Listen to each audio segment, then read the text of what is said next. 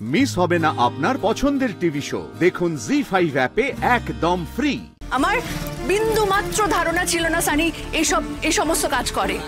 আমি যদি জানতাম সানি উইমেন ট্রাফিকিং এর সঙ্গে জড়িত তাহলে আমি ওর সঙ্গে মিশতাম। টিয়াকে আমি কখনো ছাড়তাম না ওর সঙ্গে। আরে আমি নিজেই মিশতাম না। আমার নিজেরও তো বিপদ হতে পারতো, খুব বড় বিপদ হতে পারতো। কেন সব সময় তোর সাথে এগুলো হয় সেটা তুই নিজে ভাব।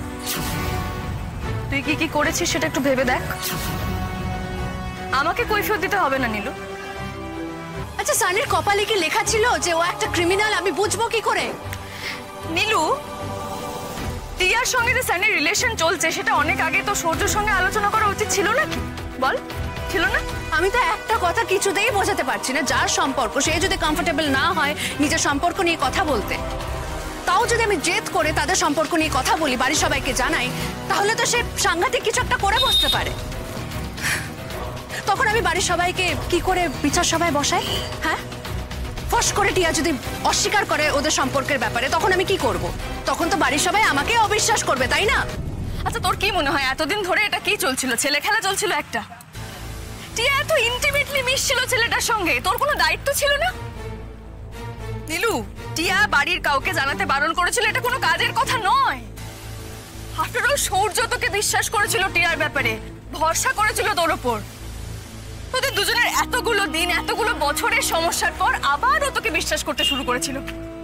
তোর কি আরেকটু সতর্ক হওয়া উচিত ছিল না? তুই বলতো। আচ্ছা আমি তর্কের খাতিরে না হয় মেনেই নিলাম যে টিয়া বারণ করেছিল বাড়ির কাউকে জানাতে। তুই আমাকে একটা কথা বলতো, তুই কি চেষ্টা করেছিলিস সানির ফ্যামিলি, সানি কি করে, সানির ফ্যামিলি ব্যাকগ্রাউন্ড কি, সেই সব কিছু জানতে? তুই সানিকে বাড়ি আসতে বলেছিলিস একবারও? হ্যাঁ বলেছিলাম, কিন্তু সানি বলেছিল যে এখন না, পরে হবে। আর টিয়াও বলেছিল এখন না। আসলে ওরা সময় চেয়েছিল।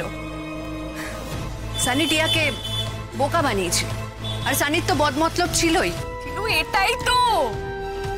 এটাই তো সব থেকে বড় সন্দেহের কারণ। আচ্ছা তুই টিয়ার কথা ছেড়ে দে। সানি কেন বাড়িতে আসতে চাইছিল না বারবার?